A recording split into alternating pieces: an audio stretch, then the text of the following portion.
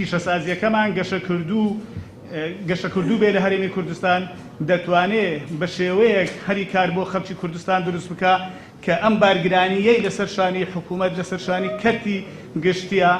بە ڕادەیەکی یەکجار زۆر کەم بکاتەوە. هەر بۆ نمونە لە ساڵی ڕابردوودا 98 کارگە لە هەرێمی کوردستان دابین کراوە بە سەرمایەی 142 ملیۆن دۆلار کە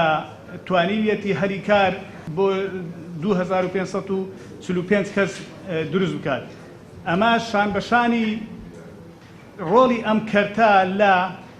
دابینکردنی بەرهەمی خۆماڵی دروستکراوی خۆماڵی بە شێوەیەکی گونجاو و بە کوالیەتیەکی بەرز کە ئەمەش دەبێتە هۆی ئەوەی چیتر هەرێمی کوردستان بۆ هەموو کاڵایەک بۆ هەموو پێداویستیە تەنانەت پێداویستە سەرەتاییەکانیشی پشت نەبستێ بە دەرەوە پشت ببەستێ بە بەرهەمی خۆماڵی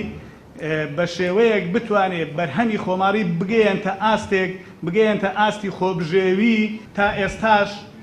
تاکە سەرچاوەی داهاتەکانی یان ئەگەر نەژدێن تاکە سەرچاوەی پشتی شێری سەرچاوەی داهاتەکانی بەبەرنەوت کەوتووە و هەموو لایەکیش دەزانن هەر وڵاتێک اعتیمادی تەواوی تەنها لەسەر کەرتی نەوت بێ چۆن ئەزمموی ئەو وڵاتانە پێمان دەڵێن تووشی دەردی کوشندە بوون چ لە بواری حکومڕانیدا وەک گەندەڵی و تەنانەت سیستەمی حکومڕانی ناتەندروست و خراپیشی لێکەوتوتەوە. بۆیە حکوومەتی هەرێمی کوردستان لە کابینەی نۆ لە هێڵە گشتیەکانی کارنامەی ئەم کابینەیەدا ئەم نەخشە ڕێگایی داناوە بۆ ئەوەی بتوانێت لە هەموو کەرتەکان بکات بە سەرچاوەی داهاتی ئەم وڵاتە و چیتر بە تەنها پشت نەبەستین بە